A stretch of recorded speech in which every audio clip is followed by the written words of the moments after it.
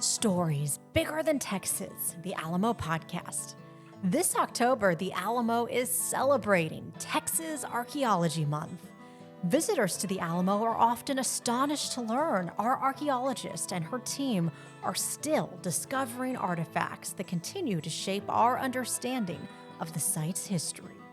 Today, we reveal the latest finds from the Battle of the Alamo and even from before, when the place we know as the Alamo was a Spanish mission. And we'll explore the work of a veteran archaeologist who has uncovered stories hidden in the ground of downtown San Antonio and across Texas. I'm your host, Emily Balcom.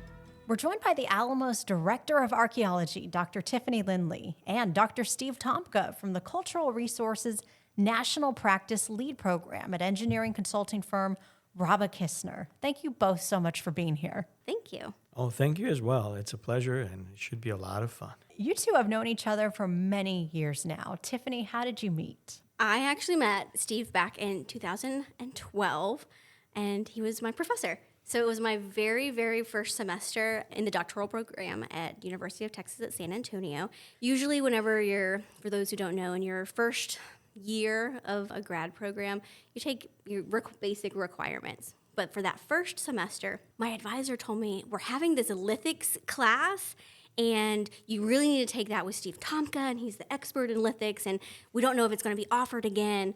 And I was like, okay, I'll do that. So I took that class, and I learned a lot, and I'm very, proud to say that when I finished my dissertation, all of my lithic analysis I was able to do by myself because I had taken that class. Steve, we'd love for you to share with our listeners your archaeology origin story. How did you know you wanted to become an archaeologist? Yes. That story begins actually in Transylvania, in Romania. I was about 13, 14 years old, living at the foothills of the Carpathian Mountains in central Romania on the border with Transylvania. And behind our house in the foothills, there were some ruins, and I happened to stumble on them and picked up a piece of pottery. And it just was different than anything that I had seen before. And then I started looking more closely. I saw rocks on the surface, and it appeared that it was a house.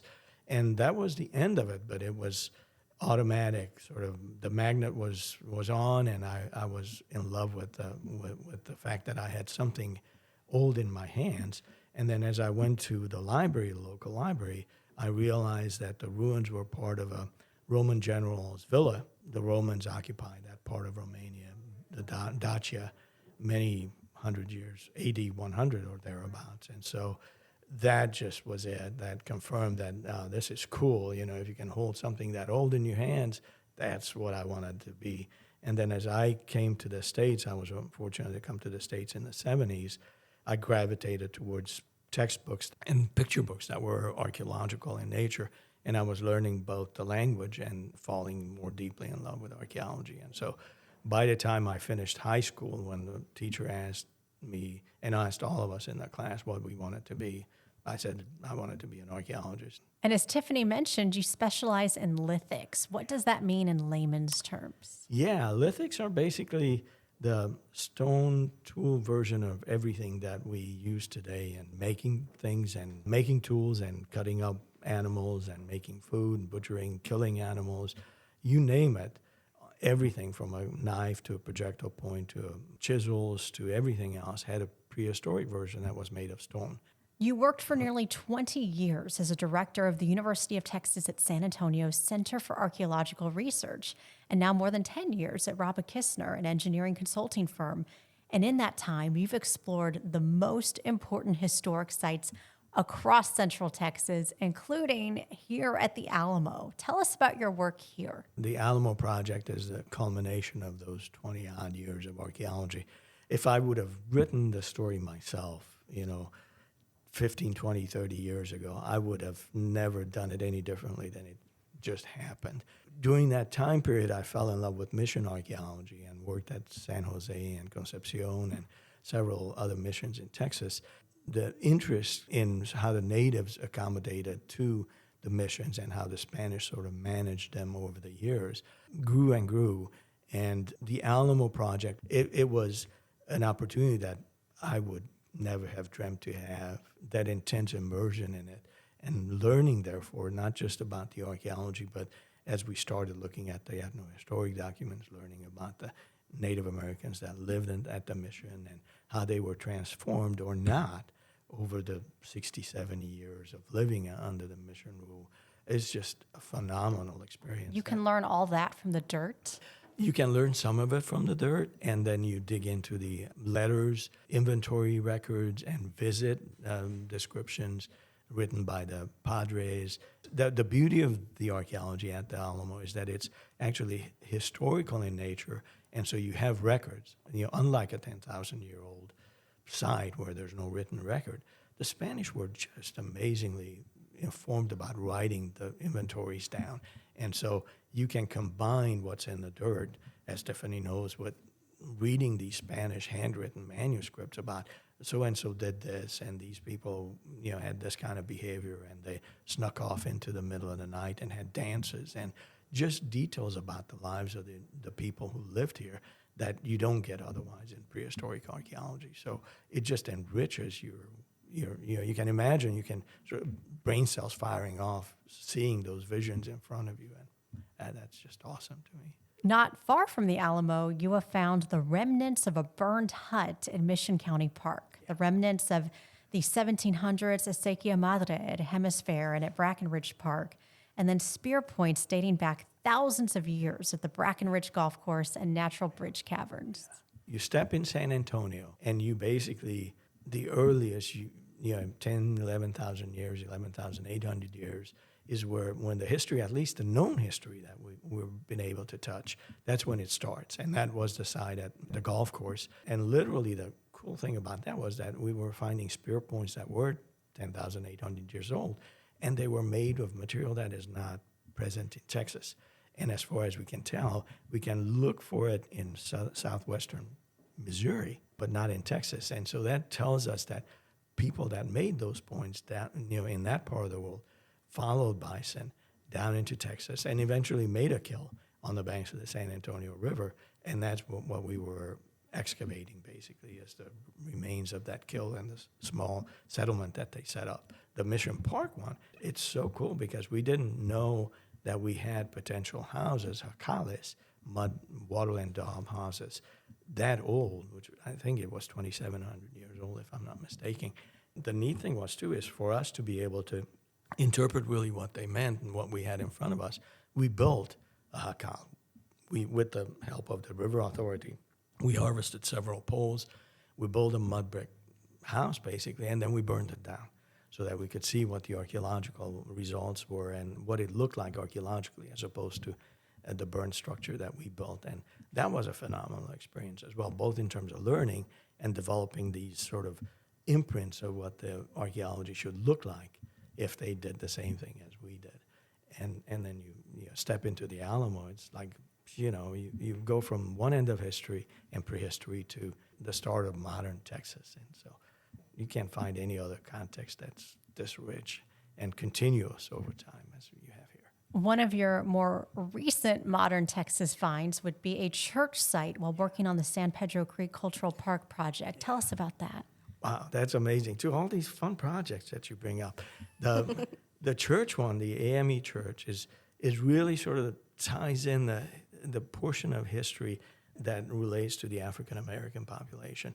Emancipation and what they do when suddenly on one day they're slaves and on another day they're free people. And the church was their sort of anchor, finding that new life, finding a place in that new society that they could relate to, and it was their own. And so when a large population of African Americans came to Texas, they came in large numbers and formed small communities. Eastern San Antonio is one. And then eventually those communities moved to the west towards San Pedro Creek area. And that's in the late 1870s is when that community formed. And because the church was such a significant element of the community's identity, they basically began a building. They first rented a building, which was a soap factory, and then eventually modified it, and eventually sold it, built a new structure that was their own rather than a sort of retrofitted building. We've had the fortune of working with the San Antonio River Authority in that San Pedro Creek project, and they really care about preserving and representing that history to the community. And we have descendants of that community that are still on their fourth church now, I believe, that are still living in the general area. And so they identify with that church as well and that location. And So, for people who don't live in San Antonio, we're talking maybe 10 blocks from the Alamo. yeah, really so. And it's still there. And it was there when we found it under the parking lot, under 3 inches of asphalt. Well, you've made all these incredible discoveries below ground that give you this unique 30,000-foot view of Texas history. How would you weave the Alamo into the greater Texas narrative? Wow. When I used that spear point that was found at a golf course and dates to about 10,800 years, and then look at the Alamo at one end, it's so interesting because during that history, the people that lived in Texas and the people that lived in San Antonio began as hunter-gatherers that were chasing bison and buffalo. They had no other care except finding food and killing food and eating and keeping their family fed. Step into their future, 5,000 or 6,000 years ago, there was a humongous drought in Texas that really caused people to move up into the Edwards Plateau or the edge of the Edwards Plateau, sort of the edge of the fringe of where San Antonio was established. But still, the major concern was food getting and having enough water to subsist. And then you step into the Alamo, and it's a huge step, from that 5,000-year period. And you see an entirely different culture and an entirely different context where people are no longer, at least on surface, they're no longer concerned with daily life, but now politics enters the picture, and it's suddenly nations politics and, Mexico and the Texians. Underneath that, all of that surface, there's still people. We're still people that were trying to make a living, whether it was the Tejanos or whether it was the Texians. They were people that spoke perhaps a different language, maybe had a different cultural background. But underlying that, those people were members of families. They were moms and dads. That still was something that's common to those hunter-gatherers 10,000 years ago, except now it's overlain by this politics that sort of, I don't want to say messed everything up, but really created a totally different dynamic than the care of your family and your life. And so it's interesting to see that evolution of human beings and the evolution of mindsets and cultures. When archaeologists are brought in to do their work, it's often before some kind of construction or improvement work. Tiffany, our regular listeners know you've been working at the Lawn Barrack in advance of some necessary drainage improvements. As society advances, how does archaeology help us learn what came before us? Archaeology is great because we can see those people of the past, the activities, the daily activities. What were they doing? Why were they doing those activities, right? We take all that archival research that, Steve mentioned earlier, and we pair that with what we're seeing underground, and then we learn from that. And just like, history, you learn from the past to, I don't want to say to not repeat mistakes of the past, but you just learn from the past, and that it can inform the decisions that you make in the present or in the future. So for example, with the one thing we're learning with the Long Barrack Drainage Project is we don't want water next to the historic buildings. So with all of that, archaeology, if we weren't doing that, then we wouldn't be able to see those direct issues caused by water infiltration and the acids from, clays, the roots that are all destroying the wall itself. While we're getting those practical issues, we're addressing those. We're also able to see all of those archaeological deposits, to see those daily activities of the people from the past. And what's really exciting at the Long Barrack is that courtyard has had minimal impacts from either previous archaeology or even utilities. So we have a lot of these deposits still intact, and we're able to tease out all of those daily behaviors, which can, inform us about the past and, help us make better decisions. Steve, you've done a lot of your work before major development projects. Is San Antonio different from other cities in terms of how much emphasis is placed on preserving the past? Definitely. San Antonio and the Office of Historic Preservation in town is unique in that we do have a development codex, basically, that requires archaeological investigations prior to any development that occurs on state lands and city lands. And so it's unique across the country. There are offices of historic preservation in other places, but ours is one of the strongest development codes that preserves and pays attention to historic resources. And that makes perfect sense because the heritage tourism in San Antonio is immensely important between the missions, the acequias, you name it. Anywhere you put a shovel in, especially along the San Antonio River, you are going to find something, no doubt. And Tiffany has found a lot of things since we last caught up with her on the podcast. Catch us up on the Lawn Barrack excavation and let us know what exciting finds you've made. We are finding something exciting almost every single day. So I really encourage people to follow along on our social media, which is Official Alamo, and also our website where I'm posting weekly. There's always pictures of artifacts and also pictures of the different excavation units, so you can really, really follow closely on our progress. But some of our more exciting specialty finds, one that I thought was really interesting is we found a penny that dated, there's a date on it, which is great about coins is that they have an actual date. But this penny was stamped 1903, and it's a specialty penny, and it has the outline of a Native American on it. But what's so great about it is where we found it. And we found it in this builder's trench that we know was dug in 1913 when the walls were reconstructed. So what's really interesting is, I don't know how many people still carry coins in their pockets, but if you do, pull out a handful of coins and you'll go through them and you'll see they're not all from 2024. You're going to have some that are from, 1980 or, whatever. And it's going to be the same thing in 1913. Someone that was one of those guys that was reconstructing that wall had a penny from 1903 in his pocket, and somehow it fell out and was there for us to find. So that is really exciting to me. One of my favorite things about archaeology is getting to daily practice and the everyday person. We know about the big heroes of the Alamo battle, but do we know just the regular person that was reconstructing the wall in 1913? No. Yeah. But because of what they've left behind, their memory is, still alive. So it's like preserving that knowledge and that cultural heritage. So that's really exciting. Some of the older artifacts that we've posted about recently on social media, more than 35 pieces of ammunition. That was incredible. 37, Emily. 37 to be exact. Yeah, so that was such a surprise. And I want to give a shout out to one of our archaeologists in the field. I don't think he had found a single musket ball yet this project, and we'd have found over a dozen. I show, walking around, checking in on everyone. He's like, oh, I found this, and I found this. And it just went on all day long until we had 37 pieces of ammunition. And in one day? It was spread over 2 days, but the same level. That's amazing. And what's really, really amazing is that they're not all the same caliber. So we have your typical musket ball size, which is like 69 caliber. The larger ammunition is actually a Mexican canister shot. And we know it's from the Mexican Army because it's cuprous, meaning it's a copper alloy. And that's something that the Mexican Army used and our defenders didn't use. So we have that. And we also have smaller projectiles, which are what's termed buck and ball. So many projectiles. It's amazing. We also found little pieces of almost like copper sheeting.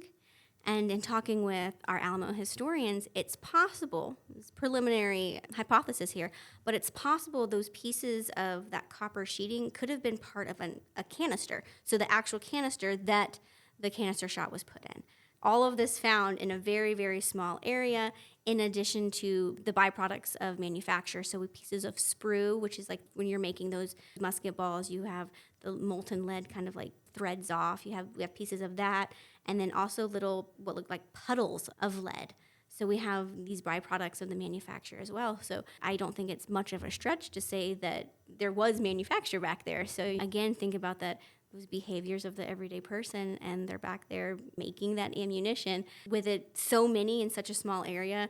I almost wonder if it was someone's pouch, right? And then it tipped over, and it's all left there. Because when I say a small area, I'm talking very, very, it's one quadrant of one level of one unit. very, very tightly dense. Yeah, very, very interesting and very exciting. I think the ammunition, finding it, that was very exciting. But I was more excited for the team because they were so excited. Well, we had posted that work was underway to put a date on those pieces of ammunition. I know this is all still early, but are you able to say, are they battle era? Are they before? Are they after? The one downside is that this particular level, it had been previously impacted. So there was a utility conduit that went through this level. The trench that was dug to put this utility in, it didn't mix up deposits like we would see in different trenches. So there's not a lot of mix, but there is a little bit of mix of two different levels. And because of that, I can't definitively say a date, but I can say it is very likely that these are battle associated ammunition. Well, that's an incredible find. And as we've talked about before on this podcast, we know you dig things out of the dirt, but then there's months and even years of work afterward to associate them with exact dates. So we will stay tuned for that.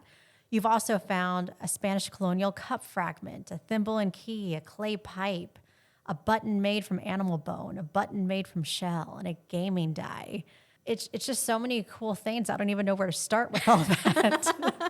Yeah, what's really great is people come up, our guests will come up to our little palisade fence, and they're always, "What's your favorite artifact that you found?" And I'm like, "Oh man, Changes every day. I know." Like I don't know, how much time do you got? Steve, how closely are you following these discoveries? Do you just kind of geek out when you see the latest from Tiffany? Oh, definitely. They're part of the story, and each new piece adds either to the existing information or adds a new wrinkle to something that you think you knew. When you sit yourself down and you hold, whether it's that lead ball that has an impact mark on it, and you imagine, well, somebody shot that at somebody else, and it either hit that person or it hit the wall next to them. Just put yourself in that frame of mind. You're in the middle of the battle. It comes home very quickly. All of those tell you the story that actually helps bring that bigger picture down to the individual level. It's no longer about the history of Texas, but it's now an individual story about that person who nearly got shot to death, or it's the individual who was sitting at the light of the candle eating dinner, at 6 o'clock in the evening in their priest quarters. And so those are, I think, the history part is that combination of the big picture and those individual stories is what really fills out, those artifacts fill out for you and gives you a complete picture that you cannot gain from anything else, really. Great perspective. Tiffany, what's the process of organizing all these amazing discoveries back in the lab?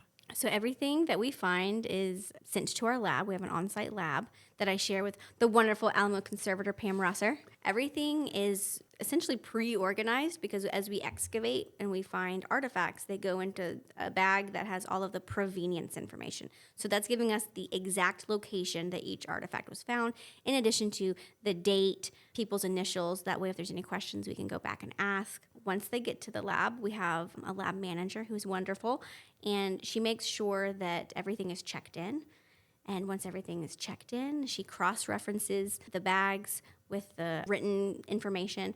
Very meticulous, very detailed work that she's doing to make sure that everything's checked in, we're not missing anything. That's step one. Step two is the cleaning of the artifacts. And so our job is to we don't want to harm artifacts. And so we do the most gentle method, and this isn't just here at the Alamo, this is any archaeological site. This is, how we process artifacts. You're just going to use some water and a toothbrush. And sometimes you don't even use a toothbrush. Sometimes you just use your finger to clean off any soil. Let it out, dry. Once it's dry, everything is sorted out by superclass. So that's essentially material type. Then it gets a tag, and that tag has all of the provenience information. It gets put in a bag, and then it just gets organized, and we have all of these steps, and they act like checks and balances, so that those people in the field, they're checked by the lab director, and then the people who wash are then checking the lab director themselves, and then you're just back and forth. It's essentially like a constant QA/QC to make sure that we're not missing any information, nothing is mislabeled. And then once all of that is done, then you do analysis. Yeah, and each of those categories of artifacts, whether it's the stones, tools that you mentioned, or native-made ceramics, or the Spanish-made ceramics, or modern glass, goes to a specific individual who specializes in knowing what those artifacts are. And then they spend weeks and weeks and weeks and weeks analyzing that material, creating a database of their own. That database then gets imported into the original database, and it grows and grows and grows to where months later you have several thousand lines of information that basically is the detailed information that the artifacts are telling you, where they were found, how old they are, and how that relates to the reconstruction of the behaviors, activities at the site. And then you use that information to write that technical report. And so it's very laborious, and it's very satisfying, because you now are finally, it's at that analysis stage where you finally see the picture. You're able to see all the pieces of the puzzle, and now you sort of start seeing that big picture emerging. And that's so much fun. October is Texas Archaeology Month. You will both be speaking at the Alamo Archaeology Symposium at the Menger Hotel on Saturday, October 12th. And Tiffany, you just held a really fun event for kids at the Alamo. It was called Ceramics at the Alamo. Lots of fun. The Texas Historical Commission does this every year. They have these pinch pot kits that they can send out to schools, different institutions. And for the past 2 years, the Alamo has volunteered to help prepare those pinch pot kits. This year, we wanted to go a step further and have our own event. So that event is making a pinch pot. So these pots are, you get like a little ball of clay, and you literally pinch with your hands, and you're shaping it into a little vessel, like a bowl or a plate. This type of clay will harden on its own, and then you have a little vessel. Can you both describe the feeling when you pass on a love of archaeology to the next generation? I get very excited because I think as a whole, and it's just my personal opinion, I don't think archaeology markets itself very well. I think when most people think of archaeology, they think of, swashbuckling Indiana Jones, right? Or they think of a stuffy professor. And that's just, in my experience, not what archaeology is. So we as an entire discipline need to do more, public outreach to show people that this is a job. Because I get a lot of people walk up to me, and I wanted to be an archaeologist when I was a kid, but I didn't know if that was an actual job that you could have. So now when kids come up to me and, they talk and they ask questions, particularly for this Long Barrack project, we have a lot of people come up and talk. When there are kids that come up, I make sure to tell them, this is what archaeology is. It is a real job. You can do it. And it's very, very exciting when they get excited. You recently had a little girl come up to you who was fascinated by your work. Yeah, I was, it brought tears to my eyes a little bit. It was so sweet. She first, her dad walked up, and then he brought his daughter over. And, she was asking questions. Oh, what? You're an archaeologist. What are you finding? I love archaeology. And I was just, in that moment, just so touched. I said, do you want to see a musket ball? So she goes, yes.